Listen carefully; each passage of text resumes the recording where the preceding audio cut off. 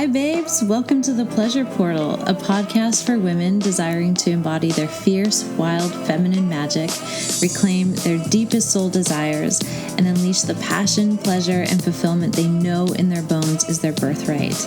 I'm your host, Kelsey Grant, a love, intimacy, and relationship educator and pleasure alchemist. I'm curious, has your pleasure ever been on the back burner? Have you ever felt like your pleasure doesn't matter? Have you experienced your feminine power being minimized, ignored, or suppressed? If so, this is the place for you. Because in this podcast, we're writing a whole new story together. We're a community of fierce femmes who are done with the binds of repression. We're the women who desire a pleasurable sex life, sacred connection with ourselves, and intimate partnership with another without having to give up or hide parts of who we are. We're the modern witches who, until now, have had to hide or suppress our sacred gifts. Together, we're unhooking from the binds that mute our greatest expression. We're dialing up that turn-on full tilt. We're creating right relationship with our emotions, our power, our enchantment alchemy, and our womb wisdom. Each episode, I'll bring to you a mix of pleasure alchemy, embodiment education, love, sex, and relationship insights, and ultimately an invitation home to your fierce feminine magic. We are reclaiming it all. Down and in we go. Hello, everyone. Welcome to episode 1. Here we are, starting a whole new adventure together. And so I thought the very first episode, it would be a good idea to talk about why pleasure is the portal. Since that's the name of the podcast, that's what we're going to be jamming on. And, pleasure in the sense of, embodied pleasure as a whole. We're not just talking about sexual intimacy. We are talking about relational intimacy. We are talking about body love. We are talking about just existing on this planet as a human being, and how pleasure weaves in and out of not only different phases of life, but different experiences of being alive. And we're just going to go down and in, and we're going to explore it all. So I'm thrilled to have you here today, and we're gonna dive in. So my initial thoughts on why pleasure is the portal is, why the fuck not? Why not? We have learned for so long through pain and challenge and grinding, and life has to be hard for it to be meaningful, and I'm just so over it. I'm so over all of that. Not to say that there isn't a time and a place where we have to push, or things are challenging, and pleasure isn't totally accessible in our system. But I think for at least the majority of my life, that overarching conditioning of, it's only worth it if you have to suffer to get it. And I just don't subscribe. I have unsubscribed from that entire way of thinking and that way of being, because it really wasn't serving. And especially as a feminine essence being, as a woman, as a vulva owner, we can come up against all of these different patriarchal conditionings and belief systems that really fuck shit up and really have us dissociate out of our own body and out of our own experience, and deny the gifts of the feminine, deny the gifts of magic and embodiment and flow and movement. But the thing about pleasure is that it brings us back in tandem with these innate gifts of the feminine, regardless of who you are, how you identify, what is right and true for you in your body. The gifts of the feminine still stand, and those gifts of intuition, those gifts of magic, those gifts of creation and creativity and rest and rejuvenation, like these are all primary feminine essenced gifts.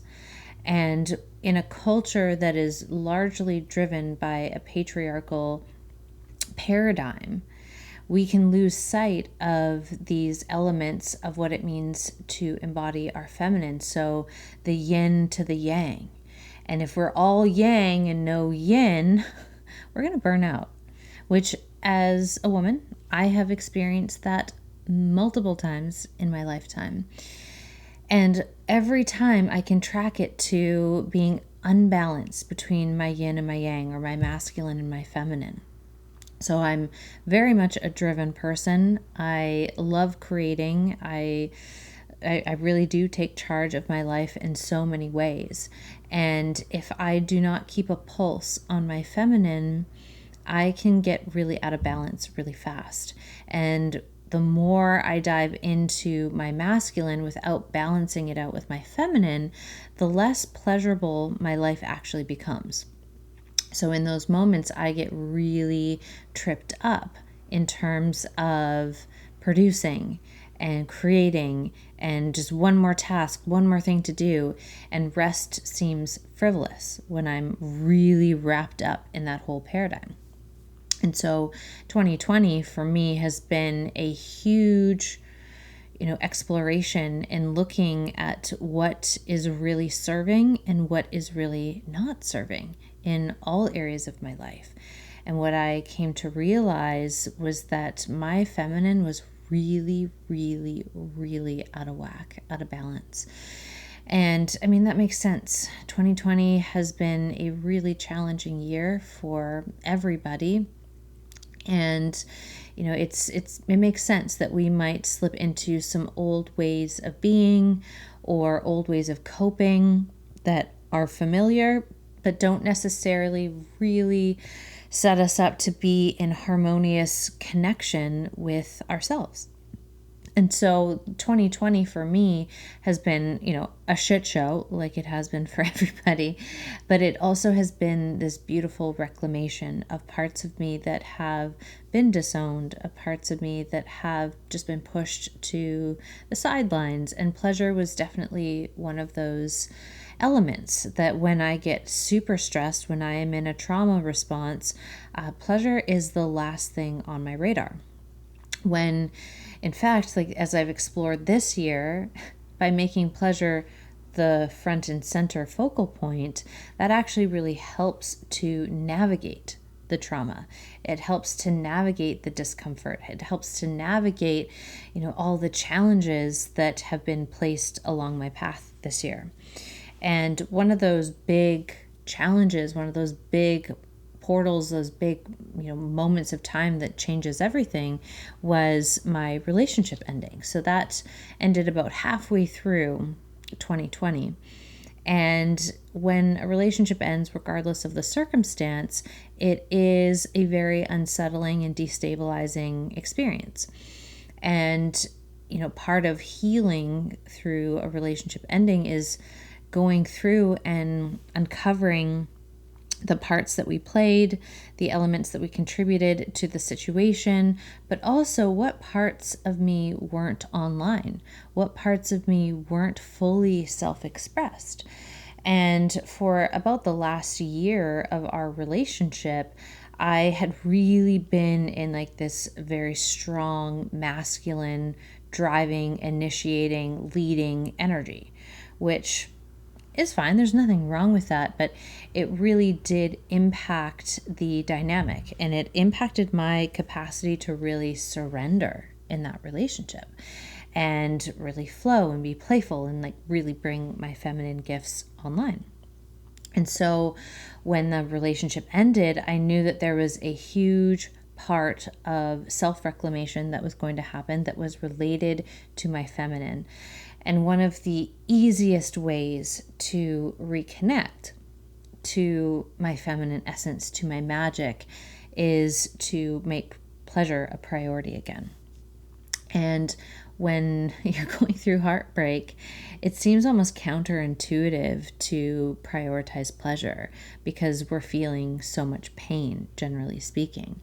And that's where the transformation can really start to anchor in when we do something different than how maybe we had done things in the past.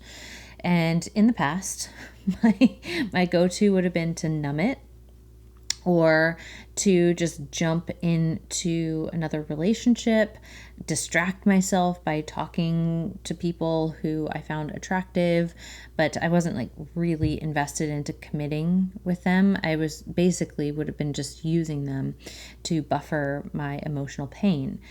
And this time I'm like, I've already kind of gone through this transition once 4 years ago where I didn't, drop into those old ways of being. And I knew that this was just another layer to anchoring in this new way of being.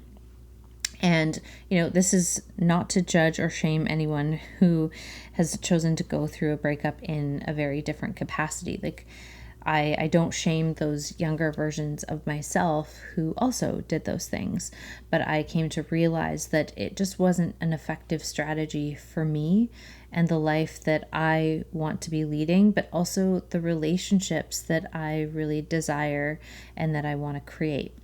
And for me, having to go through this rite of passage, this initiation, which is a breakup. A breakup is an initiation into deeper self-knowing, into deeper self-acceptance, into deeper pleasure, into deeper knowingness and the cultivation of our magic. And if we distract ourselves from that alchemy, we're just going to get another opportunity down the road to dive in. So, you're not doing it wrong if you're doing it different. And that's a really important policy to keep in mind as we go through this podcast journey. Just because you're doing it different, or if you're doing it different, it doesn't mean you're doing it wrong. It's a really important mantra. And that way we can really hear other people's experiences without making it mean something negative or disempowering about ourselves. And we can also take the pieces that we're ready to digest and leave everything else.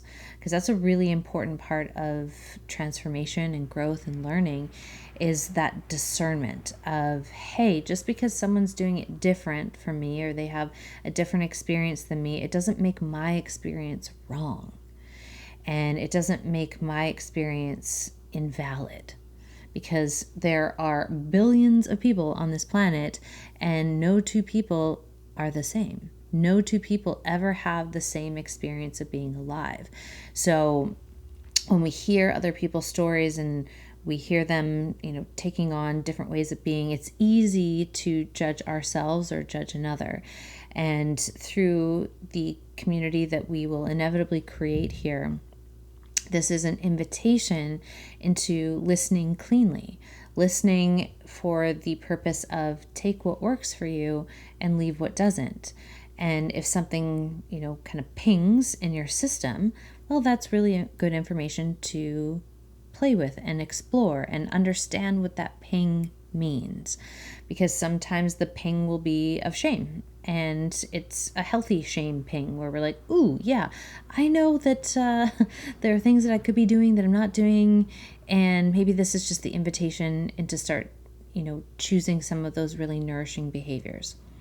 Other times it might ping because it's hitting on something that is really tender for you, that maybe you aren't ready to explore fully yet. And that is so okay. And so we tend to that really tender part with our compassion, with our love, with our understanding, with our self-acceptance. So just a little sidebar there for anytime I go on tangents or share my personal experience, I'm not in any way, shape, or form saying that this is the be-all, end-all. I'm saying this is what my experience, my journey has brought into my awareness. And if that is helpful for you, great. If you're like, yeah, that doesn't fit for me, that's okay too. And you just take the bits that work and leave everything else. So sidebar on that. But really, when I started to dive into my healing journey this summer, I really did see that my relationship to pleasure had been sidelined because I was so tense. I was so rigid. I was so in my masculine. And, I love that part of me. I love the masculine part of me that gets shit done and is an initiator, is a leader. Like, I love that part of me. And I also just got out of the habit of performing what I like to call transition rituals and coming back into my feminine. So if I have a day of like really intense workflow and like there's a lot of outward energy, which is the yang, the masculine, then the transition ritual is the invitation into my softness. It's the invitation into rest. It's the invitation into rejuvenation, into restoration, into just going inward. And like, what is going on in my system today? Like, what is going on in my body? What's going on in my emotions? What's going on in my mind? And just exploring all of that. Like, that is such an important ritual for me when I am in my masculine and I am creating and I am driving a business, and then coming back into my feminine, especially relationally, is such an important thing for me to keep my pulse on a regular basis, which I had completely, lost touch of in those last, few months in the last year of the relationship. And so, we'll probably cover this in more detail in future episodes as to what got churned up and what those reasons were. And, there will be a time and a place for parts of the story to come through when they're ready to come through. But for the purpose of this podcast, the first realization was like, oh, pleasure has really been on the back burner here, and I haven't been prioritizing it. And since I am going through this really big transition, this really big experience of alchemy and transformation, and it's rooted in a lot of pain, like relationships ending, because we are severing an emotional attachment, it is going to be painful. And there is no real way around that aside from numbing it, which, hello, definitely done many times in my lifetime. But living a fully turned on life, doesn't allow me the space to ignore these parts of my experience anymore. It requires me to feel them fully, which means having a strong relationship to my emotional interior, having a really intimate relationship with my emotions and allowing them to come up and come through. And a big part of embracing pleasure is learning to find pleasure in the allowing of the emotional material. And we will definitely do episodes on the core emotions and really relating to those emotions in a healthy capacity, because in order for us to really live a turned on, sacred, sensual, playful, purpose-filled, and pleasure-filled life, we have to be in communion, sacred union with our emotions. Emotions are really what set us apart as human beings. And yet for a lot of people in our culture and on this planet, we get the conditioning that your emotions are weak, that they are to be avoided at all costs. And so we naturally learn to suppress them, we learn to numb them, we learn to avoid them, reject them. And all that does is it takes us out of harmonious relationship with ourselves. And then if we go into a relationship with another person and try and create from a place of only logic, only reason, and we ignore our emotional centers, if we ignore our emotional energies, those emotional energies are going to rule that relationship. They are going to really come up and out when we're triggered, when we're upset, when we are, not seeing eye to eye or heart to heart with our partner. And it can do a lot of damage.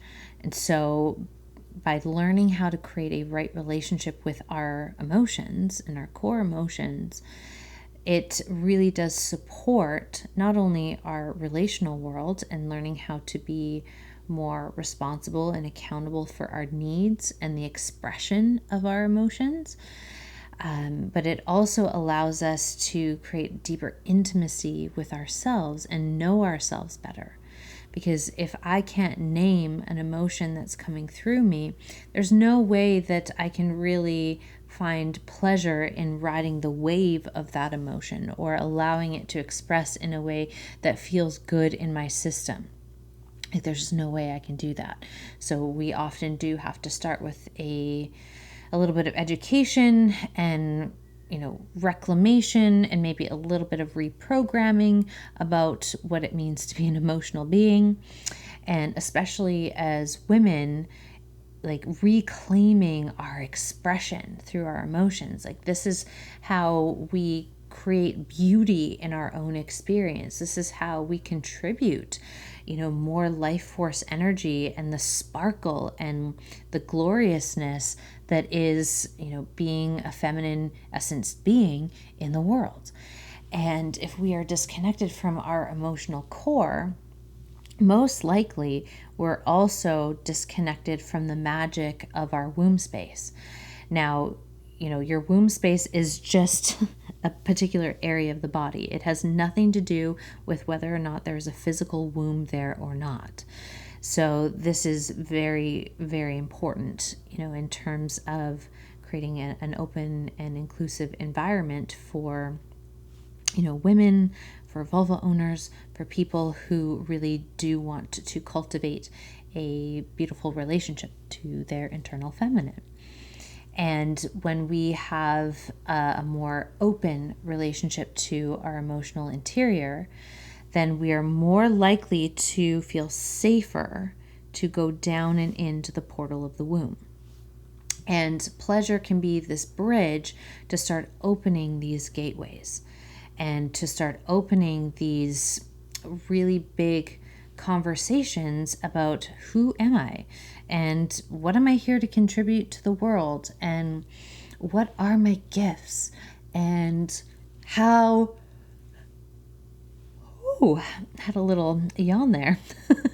I guess that seems to be happening more and more to me when I get into more of a spiritual flow. Like, I notice that I yawn quite a bit as the energy moves through. Not because I'm tired and I don't want to be talking to y'all because I'm so jazzed.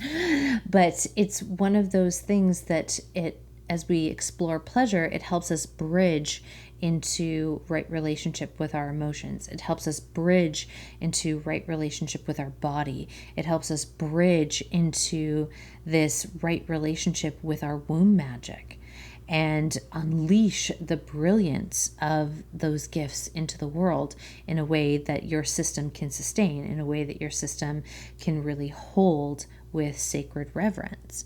And when we get caught in these paradigms of like we have to slog it and like there can be no pleasure, or you can only have pleasure as a reward after you've done some hard shit, which sure, like that's great, you can do that too, but we also want to make sure that pleasure is just the staple, the baseline for the day. So when we wake up in the morning, like, what is a pleasurable thought you could be thinking that welcomes and ushers you into the new day? How could you move your body, even still in your bed, in a way that felt pleasurable? What could you do to nourish your body that would allow it to feel more expressive and have more energy and availability for the day? In what ways do you want to move your body that feel good to you? Now, that was a big one this summer. A few years ago, when I went through a really big breakup in 2016, my policy was friends, fulfillment, fitness, and fun. And if it didn't fall into either of those four categories, I wasn't doing it. And so that was kind of really conditioned into me through consistency, repetition of my own choosing. And so when this most recent relationship ended, I knew that I had to do something similar in terms of my reclamation. And so I decided that, in terms of movement and fitness, that I was only going to do movement and fitness that felt pleasurable in my body, which meant that every day I had to tune in to my body, to my system, and ask, what type of movement would be pleasurable for you today? And so some days I would go on these long, long walks. Other days I would, go to the gym, go to a spin class. Other times I would do some yoga or dance in my apartment. There were just so many things that I could do to move my body in pleasurable ways that I had just never asked myself that permission before. I had never really stopped and considered, is this movement pleasurable? Because up until this point in my life, like fitness and, movement was more of a chore of like, oh, I have to do this. Like, I know it's good for me. And I guess I'll do the thing that's hard, like no pain, no gain sort of mentality. And this year I was just like, fuck this shit. Like, fuck it. No, I don't want to do painful movement. I don't want to go to a class and get yelled at. I don't like that. That's not pleasurable to me. I'm not doing it. And so I found teachers, I found instructors, I found studios that really embodied more of this sacred, safe space. And it felt really pleasurable to step into those classes or pleasurable to step into those spaces. And that really, really has helped my embodiment process. And by choosing movement that feels good in the body, I'm not startling my system. I'm not re-traumatizing myself. I am creating right relationship. Like I say, okay, body, I know you want to move. I know that that's important to your well-being. How do you want to do it? What feels good to you today? And what would be the most honoring way I could move you today? And when we start to explore movement from this baseline of pleasure, it no longer becomes a chore. Now, that is not to say that there aren't days where I'm like, oh, I don't want to move, because there are days like that. I can be very lazy sometimes and not want to move, or at certain points in my cycle, like I'm just moving less, and that is okay. And I have created so much space to be able to accept those parts of myself, which then, of course, open the portal for more pleasure. And when we have this nice baseline of pleasure in our day, and it's coming from all of these different angles, what it does is it creates this opening, this gateway into deeper self-knowledge, into deeper self-acceptance. And if we are talking about, pleasure in a sexual capacity or in a relational capacity, and we really want to experience pleasure and success and union and connection in those areas, it is very helpful to know ourselves. You don't have to know everything that there is to know about yourself, of course, but having a good amount of self-awareness and self-knowledge and being able to deliver that in a way that invites the other person into your vortex, into your world, it feels like an invitation, is a skill set. That is something that we cultivate over time. And when we have pleasure as the base, we're just not as cruel to ourselves. We're not as harsh to ourselves. We're not as harsh and cruel to other people as well, which this world could use a lot more of that this year, as, all of this material that's been camped out in the shadow is now being brought out into the light.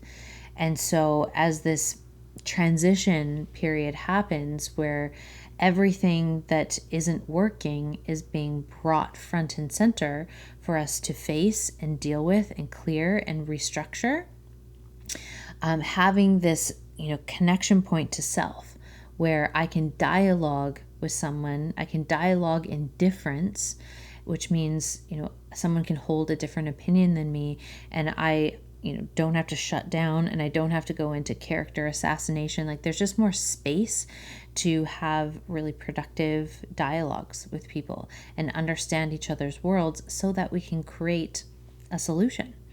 And this happens all the time in romantic relationships. When we get triggered, we automatically the switch goes off in our brain where we start to see our partner as the enemy.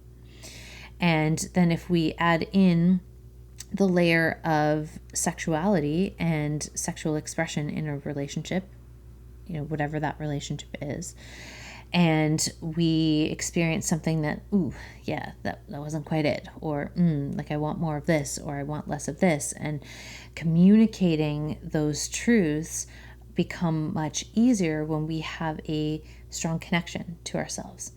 And that strong connection can definitely be cultivated through more pleasure.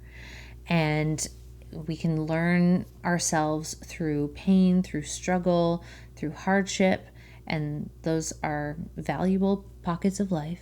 But we inevitably come to a point where we're like, is that really the only way? And the answer is no. You can actually learn a lot of great lessons in life through pleasure and the cultivation of safety in your system, safety in your relationships, safety in your body.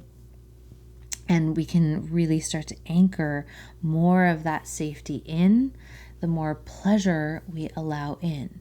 And so pleasure is such a great tool to get us back into that feeling space of presencing ourselves. Like, what is going on in my environment right now? Whether that environment is a physical space I'm in or the environment is my body. What is true for me? What is alive in me right now?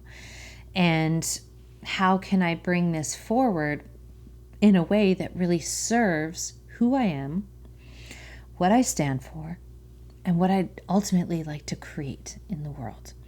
And so we are going to be really building from this foundation of what pleasure means. We're going to be talking to other experts and other people in this industry to get their experiences of pleasure and really what that has made available in their life as they explore in a more pleasurable capacity. We're going to be taking a look at relationships and sex and intimacy and how these are all tied together in terms of creating more of a connection to self. And the connection to self we want to access through the portal of pleasure. And I am just so thrilled and so excited to be on this journey with you. And thank you for taking the time to be with me. And these solo episodes, they might be a little bit shorter, they might be a little bit longer sometimes. Really just depends how I feel and what I feel like doing. But I'm excited to be here in this space with you, and we'll be sharing episodes every Friday, and really, really pumped to be on this new endeavor with all of you and back in the podcasting space. I've missed all of you. I've missed creating in this way, but I really had to honor what I had capacity for. And that was part of the pleasure experience as well, like understanding my capacity and knowing that, it wasn't the time yet to create a new show. It wasn't time to create a new offering. And I had to allow space and time and movement for everything that needed to swirl and will continue to swirl in me, so that I felt that I was honoring my body temple. I was honoring my soul and my creative force. And then it inevitably came to a time where I'm like, okay, I'm ready. I'm ready to step back in. And here we are, stepping back in together. So thank you so much for joining me in episode 1. And I will be back next Friday. We're going to be doing a few solo episodes, just me and you. And then we're going to get into some expert interviews and some community questions. And I'm going to be bringing on some of my graduates from my program to talk about their amazing offerings and how pleasure has really transformed their experiences. So we've got a lot of goodness coming down the pipeline, and I'm so thrilled to have you here. Thank you, thank you, thank you. And today, find a way to just welcome in a little bit more pleasure, whether that's you presence yourself when you're drinking your latte, or you have a glass of water and you drink it slowly and you really feel the liquid move down your throat and into your body, whether that's you give yourself a little hug, maybe you notice some beauty around you, but find something that really activates that pleasure response in your system today. And, let's make a habit of pleasure hunting and looking for the things that delight us and bring us pleasure in all of its forms, all of its sacred forms. And, that'll keep you pretty occupied until next week when we have our next episode dropping. So until then, lots of love. We'll talk soon.